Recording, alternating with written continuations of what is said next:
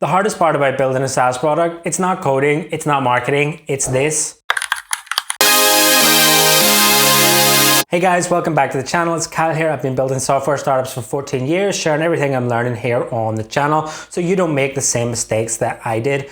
So here is a problem I encountered recently. I launched my new startup called Alertly around 4 or 5 months ago now, and I accidentally generated way too much hype. Now let me explain why that is a bad thing. I initially positioned this product with the headline, "Your AI sales hunter that never sleeps."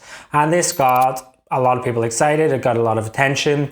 People prepaid for the product before I built anything. Got another video on how I did this up here somewhere. And then once I launched, people signed up, people started using it, and then churn. Not because the product was bad, but because people's expectations were not aligned with what the product could actually do. So the real problem here is mispositioning. Technically, Alertly is a very easy product to understand. You put in some keywords, it goes and finds posts every day where people have mentioned that keyword. That part is easy to understand.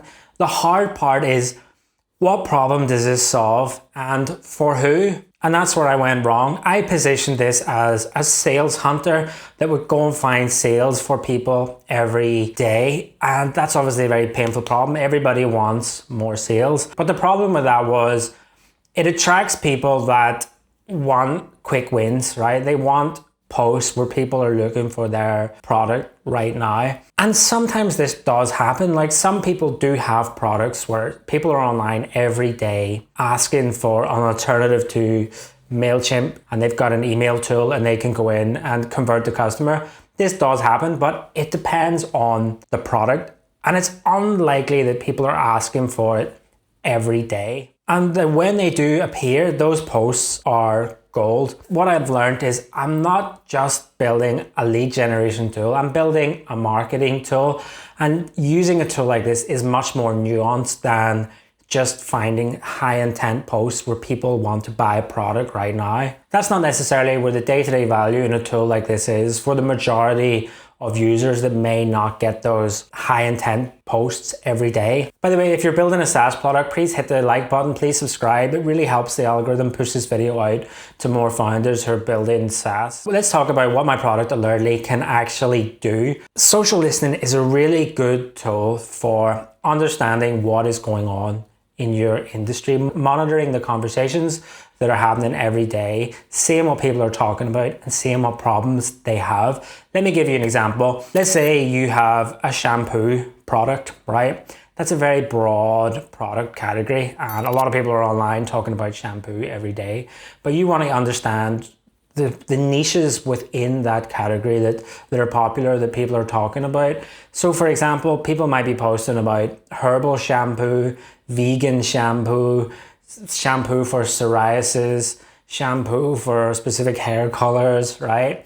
So by monitoring the conversations that are happening every day, you can start to see the problems people are having and the things that people are talking about.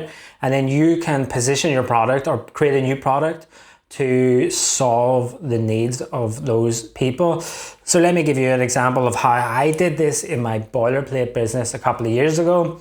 I've been using social listening for years to monitor what is going on in my industry. I started to notice people were talking consistently that there's no good technical course on how to build a SaaS product. So I saw this as an opportunity. I whipped up a landing page with the outline of the course, a price, and then I asked people to prepay for the course, and people paid me $25,000 in the first month. If I wasn't using social listening, I would never have seen this opportunity of these problems that people are talking about. So there's immense value in using a tool like Alertly for this, not just for finding leads, but for understanding what is going on. Another thing is brand monitoring. What are people saying about your product? Are people saying positive things online? Maybe you don't care about that, but if people are saying negative stuff about your product online, then you care about that. This happened to me recently.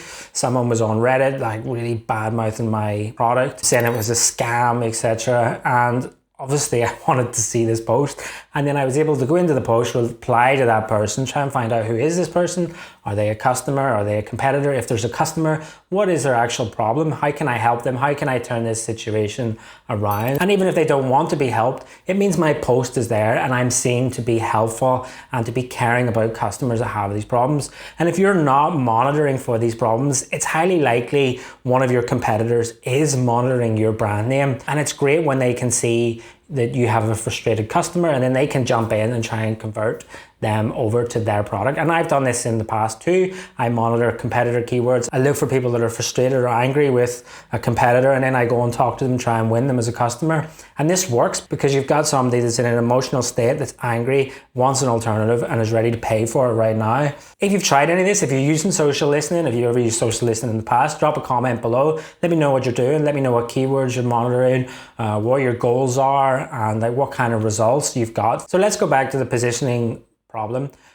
Now that I understand the different use cases of a product like this in more depth and realize it's not just a sales hunter or a lead generation tool, I realized it's the same product for a different set of users and a different set of use cases. The technology in the product is the same, but it's just positioned differently, targeted at a different group of people that want to use it differently and have different goals and objectives. So my initial problem was I built a marketing tool. I positioned it as a sales tool. I attract people that were into sales, and then they didn't really see the value in the tool because there was a mismatch, and then that resulted in churn.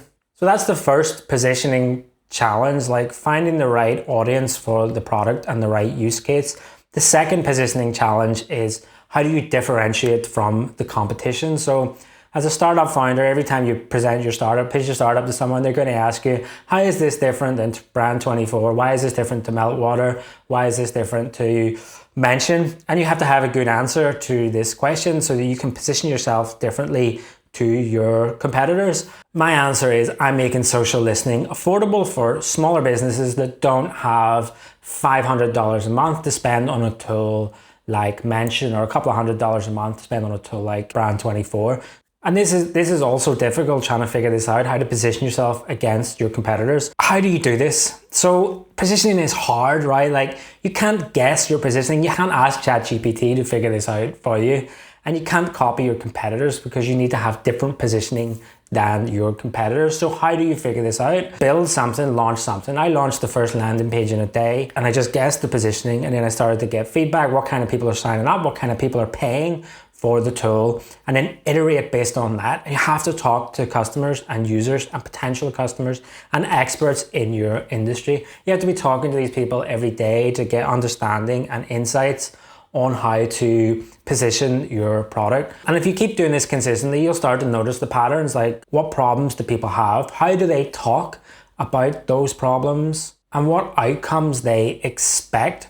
And then you can change your positioning, target those people and communicate with those people. Hey, I can solve these problems for you, and I can do it differently to X, Y, Z.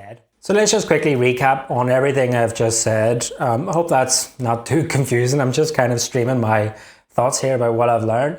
SaaS positioning is hard, right? You got to launch something, you got to iterate, you got to talk to users, you got to talk to experts. You got to figure out how you present your product, position your product for the right audience, for the right use case, and to differentiate yourself against your competitors. Don't make the mistake that I did and overhype, oversell for something you can't actually deliver for the whole user base, because that's just going to lead to churn and like painful problems. If you like this, please like and subscribe. If there's a topic you'd like me to cover or something else you'd like me to talk about, let me know in the comments, and I'll see you in the next video.